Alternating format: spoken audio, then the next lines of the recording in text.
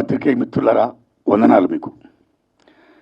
ఒకసారి ప్రసాద ల్యాబ్లో నేను అలా బయటకు వెళ్తున్నప్పుడు మన సార్ అక్కడ దియాడి దగ్గర ఉన్నారు, ఫైనల్ మిక్సింగ్ దియాడి దగ్గర ఉన్నారు. ఆయన వారు కనపడినట్టు విశేష వెంటనే ఆ మహానుభావుడు ఇప్పుడు ఏం చేస్తారు సినిమా, పలానా సినిమా అన్న విశాఖ ఉక్కు ఆంధ్ర హక్కు ప్లాన్ చేసుకుంటున్నా సార్ అని చెప్పా. ఆయన ఒక మాట అన్నారు, నారాయణమూర్తి గారు మీ సినిమాలు సక్సెసా ఫెయిల్యూరా పక్కన పెట్టండి, మీరు చేసే ప్రతి అటెంప్ట్ కూడా ఒక అచీవ్మెంట్, మీకు ఎప్పుడు ఏ సహకారం కావాలని చేస్తాను అని ఆ మహానుభావుడిని అడగకుండా ఎంతో సహాయ సహకారం అందించాడండి. ఆయనకి నాకు ఏ అబ్లిగేషన్ లేదండి, కేవలం నా పట్ల నా సినిమా పట్ల ఆయనకున్న అభిమానం. అందులో భాగంగా అయ్యా నేను యూనివర్సిటీ పేపర్ లీక్ అని ఎడ్యుకేషన్ సినిమా తీస్తున్నాను, దయించి మీరు చూడాలి, చూడడమే కాదు మీకు ఏమాత్రం నచ్చినా దయించి ప్రమోట్ చేసి నా సినిమా ప్రజలకు రీచ్ అయ్యేటట్టుగా హెల్ప్ చేయాలి అని నేను విజ్ఞప్తి చేయడం, నా విజ్ఞప్తిని మన్నించి ఆయన అమూల్యమైన టైంను కూడా నా కోసం వెచ్చించి నా సినిమాను చూసి ఈవేళ నా సినిమా గురించి ఆయన మాట్లాడుతున్నారంటే ఆయన నా హృదయపూర్వకంగా ధన్యవాదాలు చెప్తున్నాను. Thanks a lot sir. ఆయన ప్రేమతో చెప్తున్నారు, కానీ యాక్చువల్గా ఆ రోజు నేను ఆయన కలిసినప్పుడు, అంటే ఎప్పటి నుంచో నేను భీమవరంలో సినిమాలో రాకముందు నుంచి, ఎందుకంటే ఆయనది 32 సినిమాల ప్రయాణం, అదేమి చిన్న ప్రయాణం కాదు. నేను ఎందుకు ఆ మాట చెప్పానంటే, ఆయన సినిమా ఆడటం ఆడకపోవటం అనేది తీసి పక్కన పెట్టి ఆయన వన్ మ్యాన్ ఆర్మీ. ఆయన దాంట్లో రాజు ఆయనే, సైన్యాధిపతి ఆయనే, సైనికుడు ఆయనే, అన్నీ ఆయనే. సో ఒక్క మనిషి సినిమా ఆలోచన పుట్టడం దగ్గర నుంచి దాని ఎగ్జిక్యూషను, దాని తాలూకు రిలీజ్ వరకు సినిమాని తీసుకెళ్ళి జనం ముందుకి థియేటర్లో సినిమాని ఒకే ఒక వ్యక్తి ఇంత ప్రయత్నం చేస్తున్నారంటే అది కూడా ఖచ్చితంగా ఏదో ఒక కారణం ఉండి తీరాలి సినిమాకి, దానికి ఖచ్చితంగా ఏదో ఒక ప్రయోజనం ఉండి తీరాలి, ఒక మాట మనం ఖచ్చితంగా మాట్లాడాలి, ఆ మాట వినపడాలి. అంటే నొక్కబడే గొంతుల గురించి మాట్లాడడానికి ఒక గొంతు ఉంది, ఆ గొంతు అందరికీ వినపడాలి. అది మనకు నచ్చచ్చు, నచ్చకపోవచ్చు, దాంతో మనం ఏకీభవించవచ్చు, ఏకీభవించకపోవచ్చు, కానీ వాళ్ళు మాట్లాడాల్సిన అవసరం ఉంది, అది మనం వినాల్సిన అవసరం కూడా ఉంది. లేకపోతే ఏం జరుగుతుందంటే ప్రపంచంలో ఏకపక్ష ధోరణి అనేది రావటం మూలంగా రాబోయే జనరేషన్స్ చాలా సంకుచితంగా తయారైపోతారు. సో అందుకని విభిన్నమైనటువంటి గొంతులు, విభిన్నమైన అభిప్రాయాలు, వీటిల్లోనే బ్యూటీ ఉంది. సో అలాంటి ఒక పార్శ్వం, అలాంటి ఒక అందం ఆర్ నారాయణమూర్తి గారి సొంతం. అది ఆయన తాలూకు శైలి, అది ప్రత్యేకం. ఇప్పుడు ఈ సినిమాకి వచ్చినప్పుడు కూడా నేను సినిమా ఎలా ఉంది అని ఒకే ఒక మాటలో చెప్పాలంటే, నేను 2.5 గంటల పాటు వచ్చి ఫస్ట్ కార్డు పడిన వెంటనే 162 నిమిషాలు అనగానే నేను కొంచెం భయపడ్డా. అయ్య బాబు 2 గంటల 40 నిమిషాలు ఇప్పుడు కూర్చొని చూడాలా మనం ఈ సినిమా? ఫస్ట్ వచ్చే భయం. ఎందుకంటే కరోనా తర్వాత అందరికీ కూడా ఏ సినిమాని కూడా 20 నిమిషాల మించి 30 నిమిషాల మించి చూడలేనటువంటి ఒక, ఏమంటారు దాన్ని, ఒక అది యాంగ్జైటీ అనాలా, అసహనం అనాలా, అలాంటి పరిస్థితిలో ఉంది ప్రపంచం మొత్తం. అలాంటి సినిమాని 2 గంటల సినిమా, 2 అవర్స్ ఇప్పుడు నేను చూసింది, 2 గంటల సినిమా చూస్తే, క్షమించాలి సమయం తప్పుగా చెప్పా, 2 గంటల సినిమా చూసినప్పుడు నాకు చాలా ఫాస్ట్గా పరిగెత్తి వెళ్ళిపోయింది, సినిమా అయిపోయింది. దాంతో విషయం, ఇందులో ఉన్న విషయం, పేపర్ లీకులు, యూనివర్సిటీలు లేదంటే కాలేజీ రోజుల నుంచి విద్యాబోధన ఇంగ్లీష్లో జరగాల, తెలుగులో జరగాల, విద్యార్థులు ఉద్యోగాల కోసం, జాబ్ క్యాలెండర్ల కోసం వెయిట్ చేయటం, అక్కడ కూడా లంచాలు ఇచ్చిన వాళ్ళకి ఉద్యోగాలు వస్తుంటే మిగతా తాలూకు స్టూడెంట్లు కానీ మిగతా వాళ్ళ తాలూకు నిస్పృహ, ఇందులో ఏది కూడా మన ఇమీడియట్గా ఉత్తేజపరిచే అంశాలు కాదు, ఏదో ఆలోచింపజేసేవు లేదా నిరాశపరిచే అంశాలు అయినప్పటికీ కూడా సినిమాని చాలా బలంగా పట్టుగా నడిపించారు. నేను అనుకోవటం అది మీ సిన్సియారిటీని అనుకుంటున్నాను. కేవలం మీ సిన్సియారిటీ మూలంగానే మనకి లోపల ఏదైనా ఒక లాంగ్వేజ్ వచ్చే లోపే మీ సిన్సియారిటీ వల్ల, బ్రదర్ ఒక్క నిమిషం, అంటే మాకు ఏదైనా లోపల ఒక లాంగ్వేజ్ వచ్చే లోపే మీ సిన్సియారిటీ వల్ల దాన్ని ఏం మాట అనలేకపోతున్నాం. అంటే మిమ్మల్ని ఎందుకు గౌరవిస్తారు అంటే అందరం కూడా, మేమంతా కూడా ఎందుకు గౌరవిస్తాం, మేము కానీ పాత్రికేయులు కానీ మీడియా కానీ లేదంటే ప్రేక్షకులు కానీ ఎందుకు గౌరవిస్తారంటే మీ అభిప్రాయం నచ్చో నచ్చకో రెండూ కాదు, మీరు అది చెప్పే తీరు, దాన్ని మీ అభిప్రాయాన్ని మీరు ముందుకు తీసుకెళ్లటంలో మీకున్న నిబద్ధత, మీ సిన్సియారిటీ, దాన్ని మాత్రం ఎవ్వరు క్వశ్చన్ చేయలేరు. అది మాత్రం మీ సొంతం.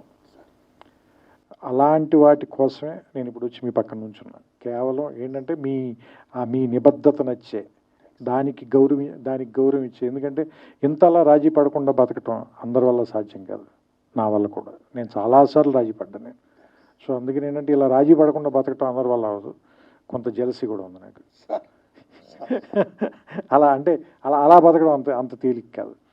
సో అందుకని ఆయన పక్కన నిలబడి ఆయన నా అమూల్యమైన సమయం అన్నారు, కానీ ఆయన తన సమయాన్ని వెచ్చిచ్చి నాకు సినిమా చూపించినందుకు, ఈ సినిమా గురించి నన్ను మాట్లాడమని నాకు అవకాశం కల్పించినందుకు నేను మనస్ఫూర్తిగా కృతజ్ఞతలు చెప్తున్నాను. ఈ సినిమా రేపు ఈ నెల ఆగస్టు 22వ తారీఖున రిలీజ్ అవుతుంది. దీన్ని థియేటర్లో చూడండి. ఇలాంటి సినిమాలు ఎందుకు బతకాలి అంటే ఆర్ నారాయణమూర్తి గారు మరిన్ని సినిమాలు ఇంకా తీయాలి. ఎందుకంటే అర్ధరాత్రి స్వతంత్రం నాకు తెలుసు, ఒరే రిక్షా నాకు తెలుసు, చాలా సూపర్ హిట్లు కొట్టారు మీరు. You're super star in your own way. So ఇప్పుడు కూడా చెప్తున్నాం కదా, ఆ స్టార్ ప్రెజెన్స్ అయితే ఉంది. మీకు తెలుసో తెలీదో, మేము ఒక సినిమాలో క్యారెక్టర్కి మిమ్మల్ని అనుకున్నాం, కానీ నాకు ఎవరు ఏం చెప్పారంటే ఆయన చేయరని చెప్పారు. ఎందుకంటే మీరు రెమ్యూనరేషన్ ఆఫర్ చేసైతే ఆర్ నారాయణమూర్తి గారిని కొనలేరు అన్న.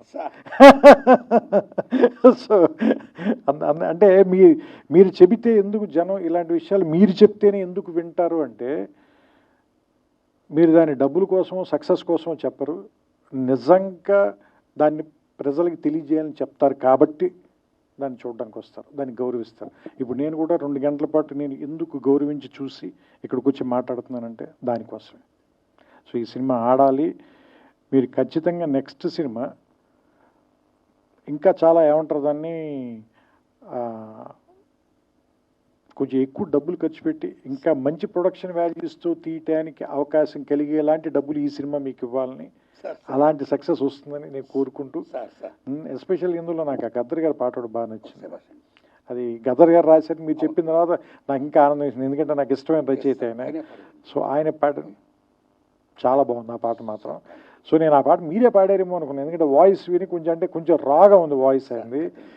సో అంటే ఆ పాత రికార్డింగ్ని వాడుకున్నట్టున్నారు మీరు, అందుకని that was a good song తాత ముత్తాతలు ఆ సాంగ్.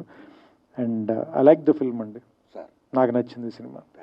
సో మీ అందరికి కూడా నచ్చుతుందని ఆశిస్తున్నాను.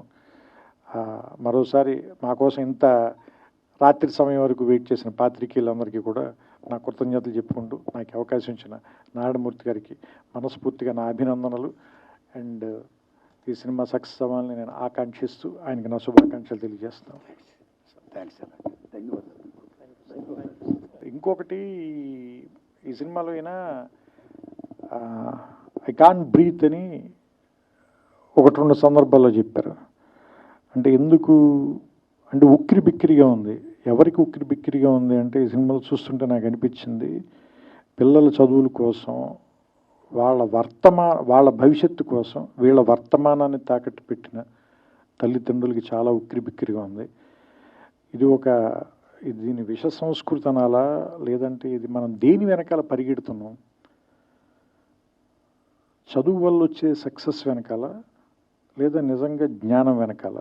జ్ఞానం వెనకాల పరిగెడుతుంటే ఇంత డబ్బులు విసిరేసి ఎందుకు పరిగెత్తాలి మనం? ఆ క్వశ్చన్ అయితే మాత్రం వచ్చింది సార్. సో అంటే యాక్చువల్గా జ్ఞానం మనకి ఆనందాన్ని ఇవ్వాలి. ఇంత నొప్పి ఎందుకు ఇస్తుంది, ఇంత బాధను ఎందుకు ఇస్తుంది, మన కన్న వాళ్ళకి ఇంత కష్టాన్ని ఎందుకు ఇస్తుంది? ఎందుకంటే నేను కూడా ఇంజనీరింగ్లో ర్యాంక్ వచ్చి, బట్ అది ప్రైవేట్ కాలేజీలో వచ్చింది నా ర్యాంక్, 3000 చిల్లర ఎంత ర్యాంక్ వచ్చింది. మా ఫాదర్కి మేము 4 పిల్లలం, ఆయన చదివించలేను అన్నాడు. సరే మరి ఆయన తేలిగ్గా చెప్పారో లేదా నేను తేలిగ్గా తీసుకున్నానో తెలియదు, కానీ దాన్ని పెద్ద పట్టించుకోకుండా నేను గ్రాడ్యుయేషన్ బీఎస్సీ చదువుకోరానంటే నేను బీఎస్సీ చదివేశాను. కానీ అంటే ఇప్పుడు వీళ్ళని చూస్తుంటే అప్పుడున్నంత తేలిగ్గా సమాజం ఎందుకు లేదు? ఇప్పుడు మనుషులు కూడా ఎందుకంత తేలిగ్గా ఎందుకు లేరు? ఎందుకంత సుఖంగా లేరు? ఎందుకంత బరువుగా ఉన్నారు? అంటే మనం అంత ఒత్తిడి పెట్టేస్తున్నాం పిల్లల మీద. ఇందులో పెట్టారు చూసారా, నువ్వు అన్నం కలుపుకునే టైంలో పుస్తకం చదివితే బెటర్ కదా అని చెప్పి మదరు ముద్ద తిను, నువ్వు చదువుకో, అన్నం మాత్రం నేను కలిపి పెడతాను. అంత ఒత్తిడి ఎందుకు పెట్టేస్తున్నారు పిల్లల మీద? అంటే వాళ్ళ భవిష్యత్తు గురించి వీళ్ళు ఎందుకు ఎంత వీళ్ళ వర్తమానాన్ని తాకట్టు పెట్టేస్తున్నారు? ఆ పాయింట్ ఒకటి బాగా నచ్చింది నాకు ఈ సినిమా. అదొకటి చెప్పాలనిపించింది, అందుకని మళ్ళీ తీసుకున్నాను. Thank you. పాత్రికేయ మిత్రులారా, త్రివిక్రమ్ శ్రీనివాస్ గారు నా విజ్ఞప్తిని మన్నించి వారు రావడం, నా సినిమా చూడడమే కాదు, ఆయన మెచ్చుకోవడం, చాలా మంచి సినిమా తీసుకున్న నారాయణమూర్తిని మళ్ళా అభినందించడం, ఇది కేవలం విద్యార్థులే కాదు, తల్లిదండ్రులే కాదు, ఉపాధ్యాయులు మొత్తం అందరూ కూడా చూడదగ్గ మంచి సినిమా తీసావని ఆయన ఇలా చెప్తుంటే నాకు చాలా ఆనందం ఉందండి. వారికి హృదయపూర్వకంగా ధన్యవాదాలు చెప్తున్నాను సార్. ఈ సినిమా ఈ నెల ఆగస్టు 22వ తారీఖుని రిలీజ్ చేస్తున్నానండి. ఓ ప్రేక్షక దేవుళ్ళరా, మీరు చూడండి.